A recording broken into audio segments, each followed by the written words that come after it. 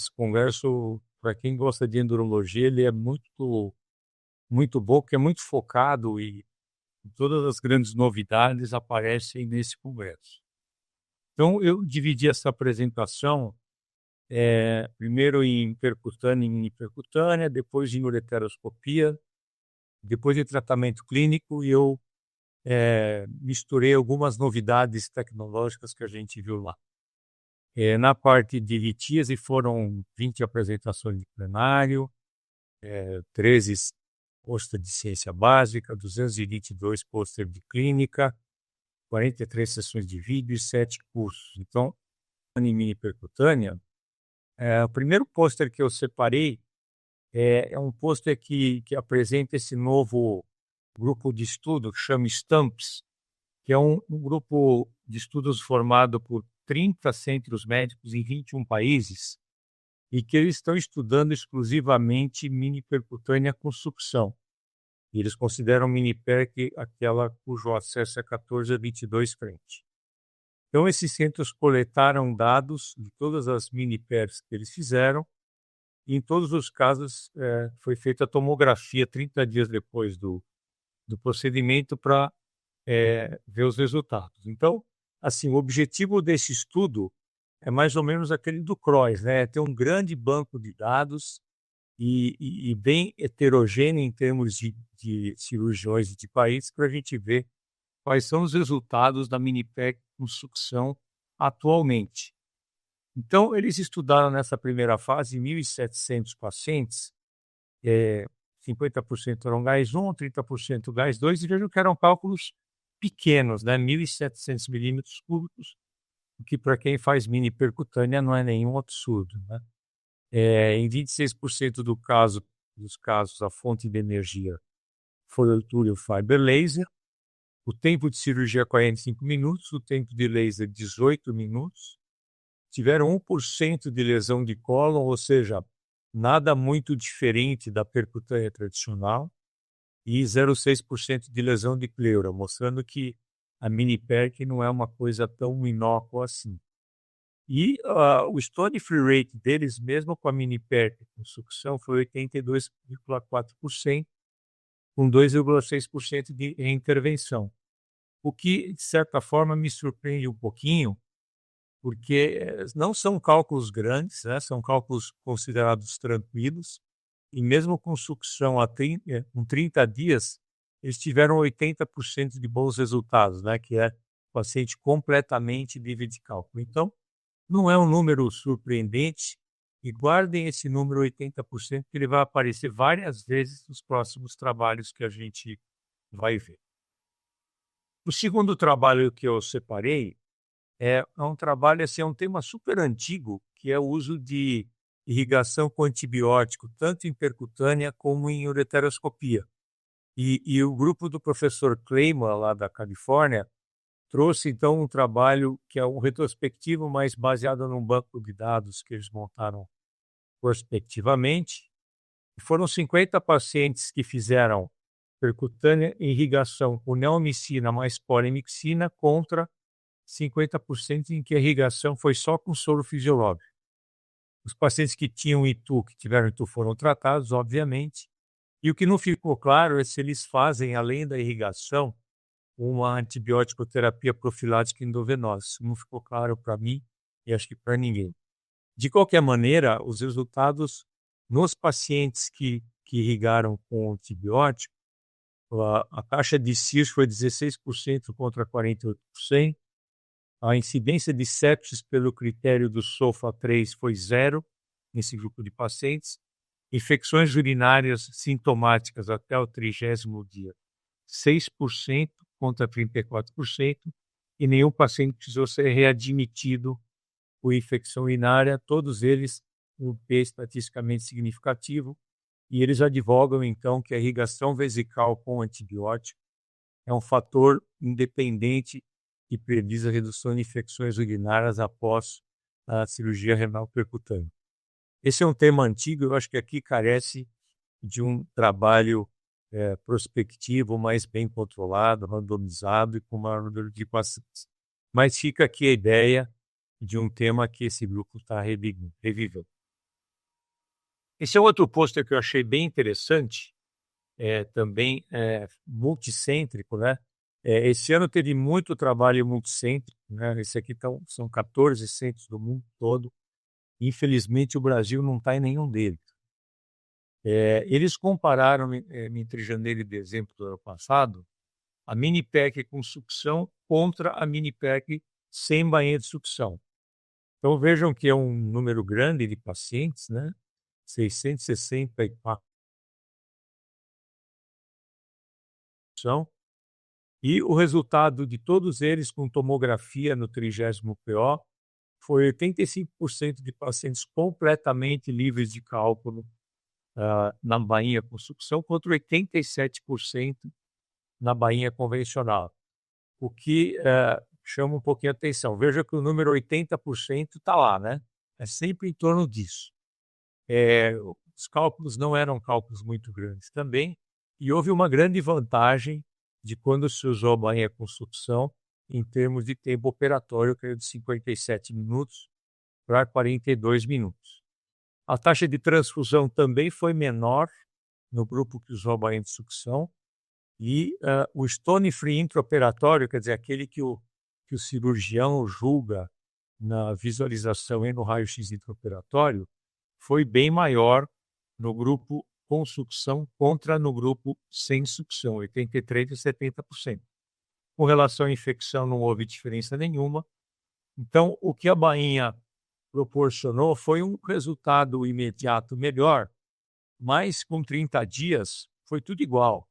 E isso me faz me deixa um pouco assim com a bainha de sucção, que eu acho que ela realmente, ao final de 30 dias, eu tenho lá minhas dúvidas se ela realmente melhora muito o resultado, sobretudo na mini pack. De qualquer forma, esse é um trabalho bastante interessante com um número grande de pacientes, né?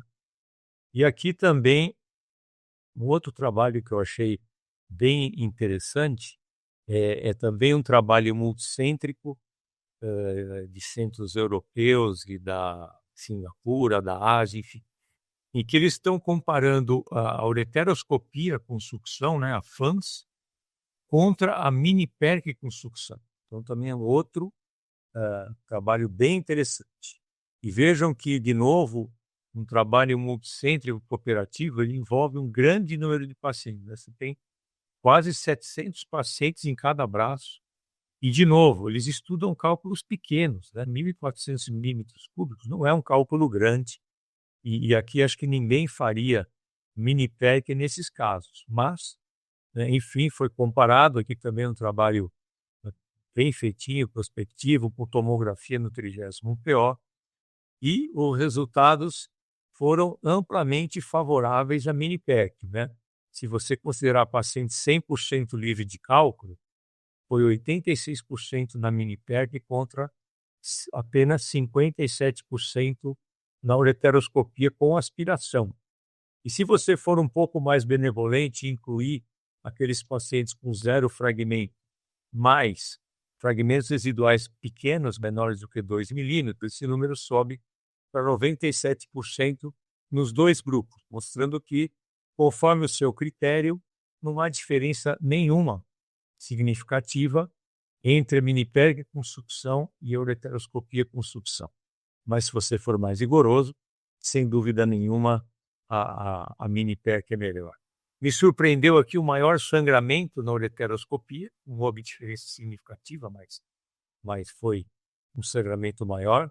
E a ureteroscopia demorou um pouquinho mais, 6 minutos a mais, que quando você põe num universo de 1.500 pacientes, acaba dando um peso significativo, mas eu acho que clinicamente isso não tem nenhuma importância. Na percutânea, o doente ficou internado 2 dias na mini PERC, que eu também acho bastante, a gente tem dado alta para a mini PERC no primeiro pós-operatório, e numa análise multivariada desses dados, eles chegaram à conclusão que a mini PERC com sucção é um fator predictor positivo para pacientes totalmente livre de cálculo. Então, de acordo com esse trabalho, a mini PERC com sucção é melhor do que a ureteroscopia com sucção para cálculos de até 1.400 milímetros cúbicos. Esse é um outro trabalho interessante, sobretudo para quem trabalha no serviço público, em que a gente pega pacientes com insuficiência renal, com rins multioperados ou cálculos muito grandes, enfim. São aqueles casos difíceis, né? É um trabalho do grupo de Nova York, do Dr. Manto Gupta, em que ele avaliou pacientes já com grau de insuficiência renal moderado, ou seja, clearance menor do que 45 ml por minuto e cálculo, e ele foi ver qual era a evolução da função renal desses pacientes que já têm uma deficiência importante de função renal. Então, esses pacientes foram operados em posição supina, percutânea convencional, e foram seguidos por 1 ano, né? E foram comparados com pacientes com insuficiência renal menos severa, aqueles classificados como 3A. Então, o resultado ao final de 1 ano é que a insuficiência renal permaneceu estável em 62% dos pacientes, melhorou em 21% deles e piorou apenas em 17%. E desse grupo, 87% permaneceram livres de diálise no final de 1 ano. Então, isso mostra que muitas vezes a gente fica receoso de fazer percutânea em doente que já tem um certo grau de insuficiência renal. E esse trabalho mostra, não é um número grande, são 29 pacientes, mas mostra que vale a pena a gente investir nesses doentes e que a maioria deles ficou fora de diálise nesse período de 1 ano, que pode ser uma coisa bastante importante para um doente que está nessa situação, né? Então, fica aqui a mensagem que vale a pena, sim, fazer percutânea em doentes com insuficiência renal. Agora, para dar um intervalinho, um descanso de trabalho, esse aqui é um robô que foi apresentado pela doutora Karen Stern, que é um robô que ajuda a gente na punção percutânea guiada por ultrassom. Ele foi aprovado recentemente pelo FDA e você faz um ultrassom, qualquer ultrassom, acopla esse aparelho, toca na tela onde você quer posicionar sua agulha dentro do sistema escritor e ele te leva lá direitinho para o lugar onde você quer funcionar sem nenhum esforço. Vejam que é um aparelho bastante simples e a doutora Karen, ela, quando apresentou isso no congresso, há 2 semanas atrás, ela tinha feito apenas 5 casos e o que mais chamou a atenção dela foi a rapidez em você ter acesso à descritora. Ela comparou os dados dela com o do fellow com o do residente. E, obviamente, para o funcionador menos experiente, esse aparelho foi de grande valia e reduziu em mais de 50% o tempo que o residente levou para acessar o ultrassom, o sistema escritor usando o ultrassom. Então, esse provavelmente é um dispositivo novo aí que vai vingar. Então, agora passando um pouquinho para a parte de ureteroscopia, que é o que mais tem trabalho, o grande lance, o grande objetivo e as coisas mais apresentadas foi com relação aos novos ureteroscópios, né? Os ureteroscópios com sucção. E esse primeiro trabalho é um trabalho multicêntrico europeu e com o pessoal da Ásia, o Dr. Traxer é um dos que participa. Então, eles estão avaliando esse novo ureteroscópio da Pulsen, que é um 9.2 French, com um canal de trabalho de 5.1. E eles é um trabalho experimental em que eles foram avaliar a capacidade de sucção desse novo ureteroscópio e eles pegaram, então, cálculos artificiais com esses tamanhos, né, menores do que 2.000, 1.500, 250, 125 micra. E foram analisar a capacidade de sucção com o canal de trabalho vazio e com fibra de laser de 150, 200 e 270 micra. O objetivo primário, como eu falei, foi ver a evacuação completa desses cálculos dentro desse recipiente e a velocidade com que esses fragmentos são aspirados. Então, entre as conclusões do trabalho, é que apenas fragmentos menores do que 250 micra, ou seja, 0,25 milímetros cúbicos, foram aspirados sem haver nenhum bloqueio do canal de trabalho. E, como era de se esperar, a velocidade de aspiração ela diminui à medida que você põe a fibra dentro do canal, e quanto mais calibrosa essa fibra, menor a capacidade, a velocidade de aspiração. Então vejam que com o canal de trabalho livre, a velocidade é de 35 milímetros cúbicos por segundo. E quando você põe uma fibra de 270 micras, que nem é uma fibra tão calibrosa, ela cai para 1/3 disso, cai para 11 milímetros cúbicos por segundo. Então, guardem esse número de 250 micras. Esse é o volume que o professor Traxler acha que é o dusting ideal. Para você ter um dusting ideal, você deve terminar sua cirurgia com todos os fragmentos menores do que 250, e ali você vai fazer um dusting perfeito e uma aspiração sem nenhum problema. Continuando nessa linha de novos ureteroscópios com aspiração, esse é um trabalho do pessoal de Loma Linda, do Dr. Wayne Baldwin, em que também ele comparou os novos ureteroscópios da Pulsen, o 9.2 frente com canal de 5.2, o 7,5 frente com canal de 3.6 e um 7,5 frente sem canal, sem sistema de aspiração, um ureteroscópio desses que a gente está acostumado a usar. Ele usou para todos os ureteroscópios o mesmo sistema de sucção e é um trabalho também experimental, em que ele pegou 1 grama de cálculo de oxalato de cálcio, com fragmentos de novo de 250 micras, 500 micras e 1000 micras, e ele viu nesse trabalho que o único que aspirou fragmentos de até 500 micras, ou seja, meio milímetro, foi o ureteroscópio 9.2 frente com canal de 5.2. E, obviamente, ele foi mais rápido que os demais em todas essas situações. E nenhum canal de trabalho foi capaz de aspirar fragmentos de 1 milímetro.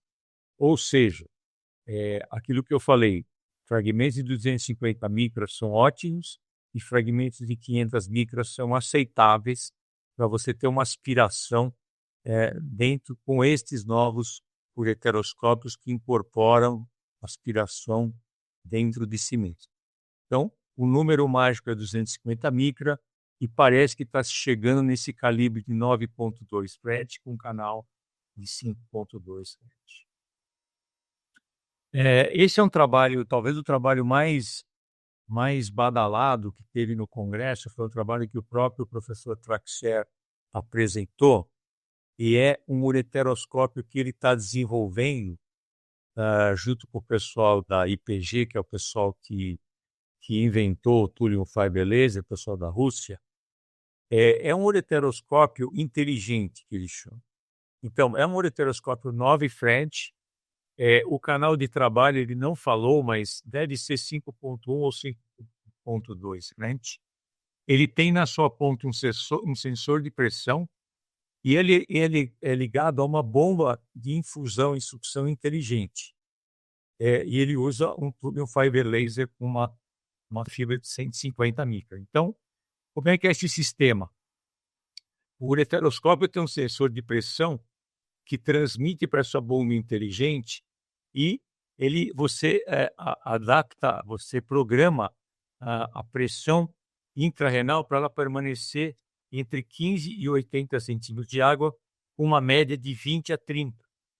E o sensor transmite essa pressão para essa bomba inteligente, então ela mesma calcula o quanto ela tem que infundir de soro e quanto que ela tem que aspirar.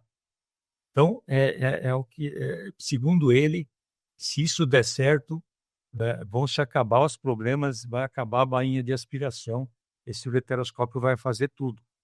Então, ele fez já um trabalho no serviço dele com 12 pacientes, todos fizeram tomografia no primeiro pós-operatório, e então, segundo o professor Traxler, se esse ureteroscópio der certo, vai ser uma revolução na ureteroscopia, e isso aí deve estar no mercado, segundo ele, já no ano que vem. E um outro dispositivo novo que ele está estudando é o Stone Sense. O que que é o Stone Sense? É um software que é adaptado à fibra de laser, né, nesse caso uma fibra de 200 micron, em que ele faz com que, mesmo você pisando continuamente no laser, no pedal do laser, a hora que a fibra não está em contato com o cálculo, ela para de acionar o laser automaticamente. Então isso facilita muito, quando o doente respira e quando o rim se mexe, você não precisa se preocupar em parar de acionar o laser. Esse ainda é um estudo experimental que ele fez em rins de porcos e depois em 2 porcos anestesiados. Ele usou, 2, ureteroscópios da Pulsa, um 9 e um 7000 French, com 2 settings diferentes do laser, um com uma frequência mais baixa de 20 Hz e outro com uma frequência alta de 100 Hz. Então, nesse estudo experimental, ele obteve 100% de ablação dos cálculos e mínima lesão tecidual. O que ele chamou de mínimo a gente não sabe, isso não ficou bem explicado na apresentação, mas, vejam que são 2 evoluções muito importantes dos ureteroscópios, né, e do laser. Uma que você vai ter um sistema que calcula a aspiração e a infusão para manter a pressão dentro da via excretora estável, e o outro que vai impedir que você cause lesão tecidual, ao pisar no pedal do leito. Então, grande evolução aí, que o professor Traxler, como sempre, está trazendo, para a endurologia. Esse aqui já é um outro trabalho que visa desfazer aquela nossa dúvida, né? Quem que é melhor, né? O Thulium Fiber Laser ou o Holmium Yak Laser? É uma discussão sem fim. Então, esse também é um trabalho de 400 Estados Unidos, mais um trabalho cêntrico, prospectivo e randomizado, em que cada braço teve 88 pacientes no Holmium IAG com Moses e 88 pacientes no Thulium Fiber Laser. Os pacientes foram submetidos a ureteroscopia flexível com cálculos de 5 a 20 milímetros e todos fizeram tomografia entre 6 e 10 semanas após a cirurgia. Eles obtiveram o resultado em 152 pacientes e 0 fragmentos, ou seja, 100% livre de cálculo, Holmium 53,6 e o Thulium Fiber 50,8. Se você for um pouquinho mais condescendente e aceitar fragmentos menores do que 2 milímetros como um ótimo resultado, o Thulium Fiber Laser foi um pouquinho melhor, 65 contra 59. Isso, em termos estatísticos, não tem nenhum valor e mostra que tanto o Holmium como o Thulium são ótimos aparelhos, né? Os resultados são bastante bons. Em termos de tempo de cirurgia e de complicações de tempo de laser, não houve nenhuma diferença entre eles. O Thulium IAG e o Magneto ainda não têm estudos nesse sentido, são aparelhos mais novos, mas logo deve aparecer coisas comparando esses dois. Aqui, o mesmo grupo trouxe o trabalho de irrigação com antibiótico, né? Só que aqui, em vez de ser em percutânea, é em ureteroscopia flexível. Esse é um trabalho retrospectivo de um banco de dados prospectivamente coletado. 30 pacientes fizeram flexível com irrigação com antibiótico e 60 pacientes com irrigação tradicional com soro fisiológico. Aqui também não ficou claro se eles usam o antibiótico profilático ou se eles mantiveram só com a irrigação. E aqui também houve uma pequena vantagem, sem atingir diferença estatística, para o paciente cuja irrigação empregou antibiótico neomicina mais polimixina B, sobretudo na ocorrência de infecção urinária após a cirurgia e visitas ao pronto-socorro, 0% em visitas ao pronto-socorro com infecção urinária até 30 dias após a cirurgia. Aqui também é o tema antigo, eu acho que vale a pena fazer um trabalho prospectivo e randomizado para a gente ver se isso tem um valor né, porque é um trabalho retrospectivo, mas fica aí a ideia, é um trabalho aparentemente simples e não muito difícil de ser feito, que se for realmente positivo, ajudaria muito os doentes, né. Hã, aqui um outro tema que é sempre bem interessante, que é aquela história de pacientes que têm infecções urinárias de repetição e cálculo. E se você operar, os cálculos, vai diminuir a incidência de infecção urinária após a cirurgia. Então aqui mais um trabalho multicêntrico, um trabalho prospectivo feito pelo consórcio ED, que envolve aí, centros importantes dos Estados Unidos. Então eles pegaram, doentes que tiveram pelo menos 3 infecções urinárias documentadas no último ano e que tinham cálculos renais não obstrutivos. Um grupo foi, alocado para ser operado e outro grupo foi, apenas observação, e o objetivo primário foi avaliar a ocorrência de infecção urinária sintomática, nos primeiros 30 dias e no primeiro ano após a alocação para cada um dos tratamentos. Então, eles obtiveram 30 pacientes no grupo observação e 64 foram operados. Aqui tem um viés que os os pacientes operados tinham um cálculo maior, 14 milímetros contra 7 milímetros, o que já é um bias. E o que eles notaram é que não houve uma diferença muito importante na ocorrência de infecção urinária com um ano de seguimento. Nos pacientes observados, 70% teve pelo menos uma infecção urinária documentada no primeiro ano, após essa alocação, os pacientes que foram só observados. E no grupo de pacientes que foi operado, esse número foi 43%, o que dá um P quase significativo, e eles dizem então, com o próprio título do trabalho, que operar cálculos não obstrutivos calicinais não diminui a ocorrência de infecção urinária. Mas vejam um dado interessante. Naqueles pacientes que foram operados, ficaram totalmente livres de cálculo, a incidência de infecção foi de 35% no primeiro ano após a cirurgia, contra 70% nos pacientes que não foram operados. E aí sim, você tem um P significativo.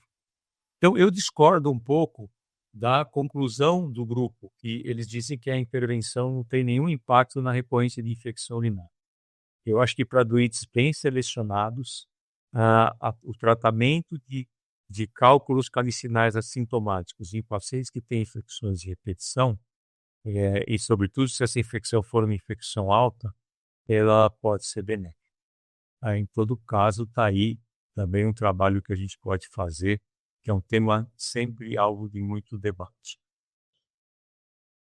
Aqui é um trabalho que eu achei muito interessante, em que eles foram ver como é que foi a evolução clínica e o comportamento dos aparelhos em 5 anos de segmento, tanto no Romeo Yag como no Thulium Fiber. Então, esse MAUD, esse banco de dados dele, que é colhido já há bastante tempo, são registrados todos os problemas clínicos ou problemas com o aparelho que acontecem com o uso do Thulium ou do Romeo Yag. Então, nesses 5 anos, eles tiveram 643 comunicações de efeitos adversos, sendo 323 com Thulium Fiber e 320 com Romeo Yag. Então, o que eles registravam? 24% foram referentes a lesões do trato urinário e 76% defeitos do aparelho. O que chama atenção é que o Thulium Fiber deu 7% de estenose de ureter contra 0% do Romeo. Infecções urinárias foi 14% no Romeo contra 0% no Thulium. E perfuração de ureter foi 1% no Thulium contra 6% no Romeo Yag.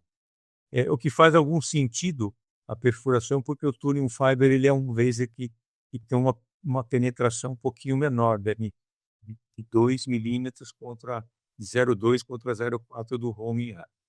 E o que chamou mais atenção é que defeito do aparelho foi 7% das comunicações, sendo que 8% delas houve relato de fogo no aparelho. 8% delas do Thulium Fiber contra 1% do Romeo Yag e superaquecimento 2% em casa. Eu nunca tinha visto uma um relato de fogo em aparelho de laser, e aí na apresentação foi muito engraçado que várias pessoas começaram a levantar a mão que já tinham visto problema de superaquecimento e fogo em aparelho de laser, uma coisa que me chamou bastante a atenção. Acho que no Brasil não temos esse tipo de notificação ainda. Aqui um outro tema importante, que é o uso do duplo J após a cirurgia, né? Esse é um tema super controverso e que até então existe um certo mandamento que quando a gente usa a bainha, a gente deve sempre deixar um duplo J após a cirurgia. Então esse também é um outro trabalho multicêntrico em que os pacientes foram submetidos à ureteroscopia com bainha, laser, cálculo de até 0,5 centímetro, e quando o cirurgião viu que ao final do procedimento não tinha nenhuma lesão ureteral, esses pacientes foram randomizados para ficar com duplo J ou sem duplo J. 36 pacientes ficaram com duplo J, 38 ficaram sem duplo J, o tamanho médio do cálculo 1 centímetro, e as complicações com 30 dias, pacientes que tiveram stent, 8% de complicações, sem stent 13%, um número sem nenhuma diferença estatisticamente significante. A qualidade de vida, obviamente, foi pior no grupo que usou stent, e não teve nenhuma diferença com relação ao uso de analgésicos, infecções urinárias e tempo de retorno ao trabalho desses pacientes. O que diz, então, que mostra que a gente pode começar a deixar pacientes em que a cirurgia foi muito tranquila, mesmo usando bainha, sem nenhum tipo de stent após a cirurgia. E falando em stent, essa foi uma apresentação na plenária do Dr. Ben Shiu, que é um urologista que todo mundo conhece, lá de Vancouver, que estuda duplo J há muito tempo. Né? Ele tem um grupo de estudo de duplo J há muitos anos, e parece que agora o duplo J degradável vai mesmo para frente. Eu vou fazer rapidamente essa apresentação. Assim, eles chegaram, esse duplo J chama-se Uriprene, ele é feito de um polímero que se dissolve na urina, ele está sendo estudado desde 2006 e agora parece que vai ser aprovado pela FDA. Então, nesses trabalhos experimentais, eu vou pular esse aqui, 86% do catéter ele foi totalmente degradável e só 14% sobrou resquício de catéter. A maioria dos catéteres foram totalmente degradáveis na terceira semana após a sua colocação. Então, aqui 40%, esse é um outro dado de um outro trabalho, que apenas 23% precisou mais de 120 dias para ser totalmente degradável. Bom, esse foi um trabalho que causou bastante comoção na plateia, porque depois de tantos anos de estudo, parece que está se chegando aí ao grupo J que vai se degradar espontaneamente. Isso vai mudar bastante a história da urologia, se realmente der certo, e parece que agora eles estão bem animados. Então, guardem esse nome, Uriprene, quem sabe para os próximos anos aí vai chegar no mercado. Um outro trabalhinho que eu achei muito interessante é a incidência de estenose de ureter após ureteroscopia e laser, para saber quem que dá mais estenose, né? O Thulium Fiber ou Home-Yard. É um trabalho retrospectivo, baseado num grande banco de dados americano, em que eles estudaram 5.920 pacientes que fizeram ureteroscopia com Home e YAG, 93% com Moses, contra 541 que fizeram ureteroscopia com Thulium Fiber, e a incidência de estenose foi um pouquinho maior no Thulium Fiber, 5,7 contra 2,8, o que num grupo gigante desse tipo de pacientes acaba dando um P significativo. Aqui, de novo, eu acho que a estenose está influenciada pela menor penetração do ômio, e as pessoas acabam sendo um pouco mais condescendentes no seu uso, e também, em termos de frequência e potência, ainda o Thulium Fiber ainda está sendo avaliado contra uma experiência muito maior do Romium Laser. Então, fica aqui um trabalho que eu achei interessante para a gente ver isso. Aqui é o robô, né? Falando um pouquinho de robô, essa experiência inicial do robô coreano, o Zamenix, que a gente já tinha visto no congresso do ano passado lá na Coreia. E aqui é um dos trabalhos clínicos em que eles usaram o Litovil Romium Laser e o objetivo foi fragmentação e não pulverização. Eles fizeram 10 cálculos renais, tamanho razoável, né, até 20 milímetros. O tempo de docagem no robô foi de 4,5 minutos, o tempo de cirurgia 140 minutos, bastante longo. Tempo de remoção do cálculo de 110 minutos e 20% precisou dilatar com balão. E, de novo, o Stone Free com 30 dias em tomografia, de novo, 80%. Esse é um número mágico. O que chamou atenção e foi alvo de crítica na apresentação do Dr. Han foi essa lesão ureteral, né, que tiveram uma lesão grau 3 em um caso, e um hemotórax com hematoma subcapsular em um caso.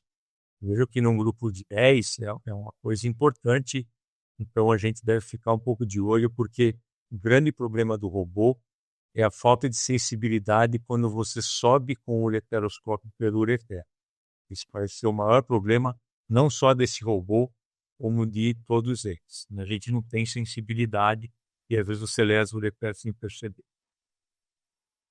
Ainda falando de robô, esse não é um robô especificamente para cálculo, para endurologia, mas é um robô novo que eu achei muito interessante, que é um robô utilizado para ressecção de tumor de bexiga. Então você adapta essa fibra dentro do ressectoscópio. Ele tem 2 pequenos catéteres, um que vai uma fibra de laser de 150 ou 200 micras, e na outra você tem uma micropinça que vai tracionando o tumor de bexiga enquanto você vai ressecando. Então, esse também já é uma experiência clínica inicial de um dos grupos que mostrou, e que eles advogam que com esse sistema você tem uma ressecção mais precisa dos tumores de bexiga. Com a vantagem que você opera sentado e o sangramento é mínimo. Então, tá mais um robô aí que está chegando no mercado, apesar de não ser uma coisa exclusivamente para tratamento de cálculo. Eu achei muito interessante mostrar para vocês esse novo robozinho que chama-se Virtuoso. Terminando, esse é um outro trabalho que eu achei interessante e ele me remete aos problemas que nós temos tido no nosso serviço, que a gente acha que quando a gente usa a baía de sucção, o ureteroscópio quebra mais, né? E esse trabalho fala justamente ao contrário, é o trabalho de St. Louis, em que ele usa o ureteroscópio reutilizável, né, o FlexX-C da Storz, com bainha Clearpetra, e ele avaliou o número de reparos que ele tinha 16 meses antes de usar a bainha Clearpetra e 10 meses depois de passar a usar a bainha Clearpetra. E na experiência desse grupo, o uso da bainha sucção não aumentou as lesões de ureteroscópio que ele observou. E, segundo ele, o que lesa mesmo o ureteroscópio é a deflexão, é você forçar o aparelho no cálice inferior.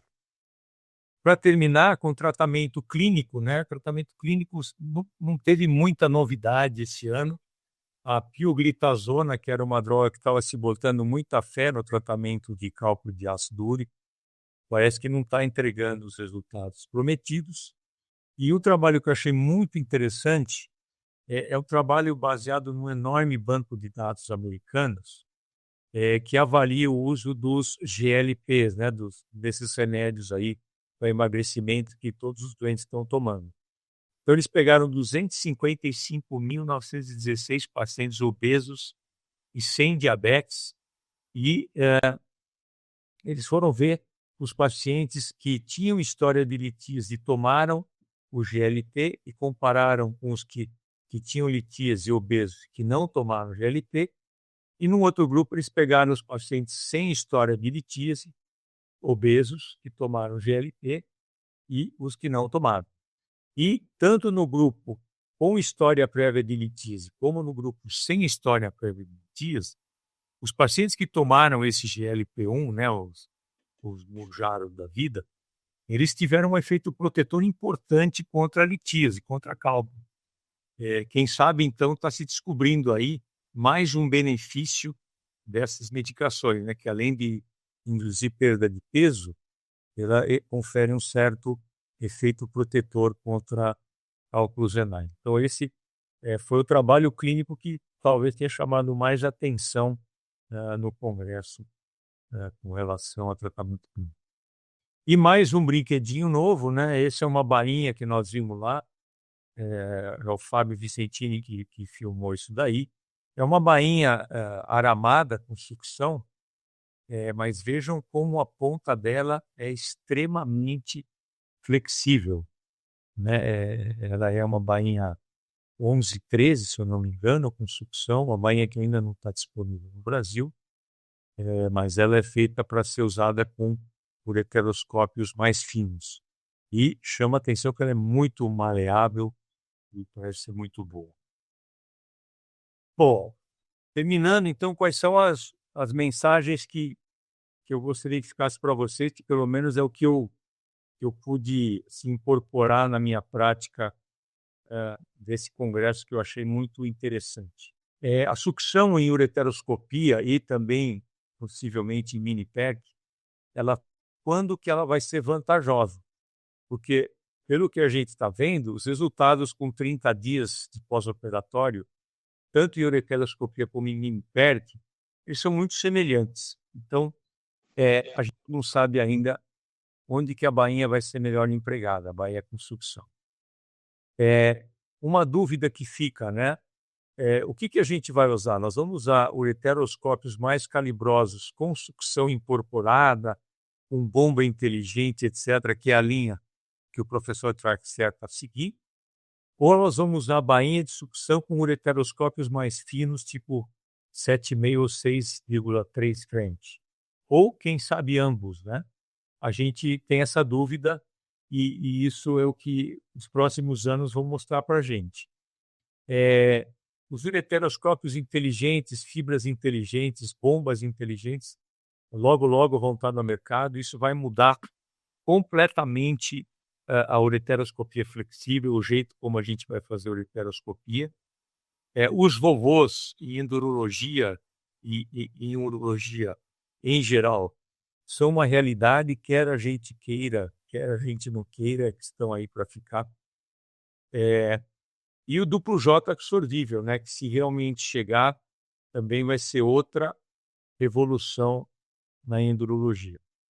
Então, o que ficou para mim desse congresso, que eu volto a dizer, é um congresso muito bom, é que quando a gente pensa que a endurologia vai estacionar, que não tem mais nada de novo, aparece um caminhão de novidades, né? Então, a endurologia vai progredir muito ainda nesses próximos 3, 4 anos. Eu queria convidar todos para o nosso congresso Stone, que vai ser sexta-feira e sábado. Nós vamos ter uma cirurgia com o uso do magneto, né, que é o novo laser que a Handle está trazendo para o Brasil. É um laser bastante revolucionário. Ele está sendo mais preconizado no uso do rolete, né? A no HC foi feita uma cirurgia de próstata, um rolete, e o professor Alberto Antunes que fez, achou um negócio assim, impressionantemente bom. E para a litíase também parece que é um laser muito bom. Nós vamos ter oportunidade de usar uma sexta-feira à tarde uma cirurgia em que a Handle vai nos prestigiar aí com esse novo aparelho, e está todo mundo convidado. Eu também queria convidar todos. O ano que vem, o Congresso Mundial de Endurologia vai ser na Argentina, entre 8 e 13 de novembro, então ninguém vai ter desculpa de falar que o Congresso é longe, que vai ser aqui do lado.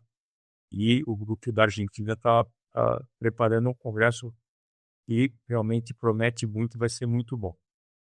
Eu queria agradecer mais uma vez o pessoal da Handle por essa oportunidade, parabenizar pelos 40 anos aí de bons serviços prestados à urologia como um todo, e se alguém tiver alguma pergunta, eu estou à disposição para responder. Obrigada, doutor, por uma excelente aula. Nós que agradecemos aí o prestígio e realmente acredito que agregou com muita informação a todos. A gente tem uma dúvida aqui no chat. Doutor Danilo Nagato. Boa noite, professor. Fiquei com uma dúvida. Nos estudos com os novos ureteroscópios de 9.2 French, com canal de trabalho maior e aspiração de fragmentos, foram utilizados bainha de acesso ureteral? Se sim, qual foi o calibre das bainhas utilizadas? Sim, geralmente eles estão usando bainha, é uma bainha convencional. O problema é que esses ureteroscópios 9 ponto French, eles exigem uma bainha de no mínimo 11 French. Ele passa na 10, mas o pessoal tem uma tendência a usar a bainha um pouquinho mais calibrosa para a coisa ficar mais tranquila. Então usa a bainha, sim. Ô, professor, aproveitando aqui eh, a, a lacuna para perguntas, só complementando que a gente nunca viu o Fiberdust pegar fogo, tá? Pelo menos no Brasil, nunca aconteceu, graças a Deus. Aqui ele funciona super bem, é bivolt, inclusive tá com o padrão ABNT na tomada, tá tudo certo, tá bom? Então fica aí, para quem precisar, não vai pegar fogo, garanto. Eu achei muito interessante, porque mas aí não tem só Fiber Dust, né? Tem Thulium Fiber de outras procedências também. Sim, sim. E o que eu acho muito engraçado é que eles usam o aparelho com uma intensidade muito maior que a nossa, né? Então, às vezes, você põe o aparelho para funcionar para uma coisa que ele não está programado, né? Então, eu não vejo isso como problema, eu nunca vi isso acontecer, nunca vi nenhum relato aqui no Brasil. Então, é, sei lá, uma coisa meio estranha que me chamou um pouco a atenção. Até bom você falar isso, porque é uma coisa inusitada. Acho que o Alexandre de Júlio quer fazer uma pergunta, que levantou a mão. Boa noite, pessoal. Boa noite, professor. Parabéns pela apresentação. Eu achei bastante interessante aquele dispositivo que facilita o acesso pelo ultrassom, porque eu acredito que a primeira dificuldade que a gente tem é colocar a agulha no feixe de som ali, enxergar a agulha completamente, né? Então, ele é colocado assim como uma evolução, mas nada mais é do que uma melhora de um guia, né, de ultrassom. Acho que é uma vantagem quando a gente vai fazer o acesso por ultrassom ter esse guia, do que tentar fazer a mão livre e ter uma dificuldade grande de visualização. Então, a sensibilidade de indicar profundidade também, eu acho que é muito vantajoso. Então, eu fico contente de ver evolução nesse sentido para facilitar o acesso renal. Parabéns, professor. Obrigado. Então, eu acho que isso aí, assim, para aquele médico que está acostumado a funcionar muito bem, não vai ser uma grande evolução, mas para o iniciante vai ser uma coisa fantástica, né? Porque o cara vai conseguir funcionar com ultrassom de primeira. E realmente os números que a Karen Stern mostrou lá são assustadores, né? O residente que estava fazendo uma punção pela primeira vez levou quase o mesmo tempo que ela, que é uma pessoa com bastante experiência. Então, e é um aparelho simples, né? Ele acopla a qualquer aparelho de ultrassom. Eu acho que isso aí é bem interessante. Eu achei bem legal esse aparelho. Vou aproveitar também, professor, só para na cirurgia sexta-feira a gente vai aproveitar o ensejo também e utilizar o flexível descartável da Fujimed, que é 7,5 French. O professor Mazuco já teve a oportunidade de usar, e é um dispositivo bem delicado e funciona super bem. Então a cirurgia vai ser sucesso. Esses novos ureteroscópios realmente é outra conversa, é outra cirurgia. Bom, quem sabe com o magneto e com esse ureteroscópio aí, não vai ter para ninguém. É, força total. Vamos lá, sexta-feira a gente vai ver. Tá todo mundo convidado para participar. Tudo bem, Luiz? Podemos encerrar, Bruna? Sim, acredito que já sanamos as dúvidas, né? Gostaria de agradecer novamente, professor, pela aula e tanto, e a presença de todos também. A gente fica muito contente de ver a casa cheia. Eu que agradeço mais uma vez e obrigado a todo mundo pelo tempo. Espero ter contribuído aí de uma forma com algumas ideias novas. Obrigado, professor. Obrigado a todos aí Obrigado. pela presença, meu. Boa noite. Boa noite, pessoal. Tchau. Boa noite.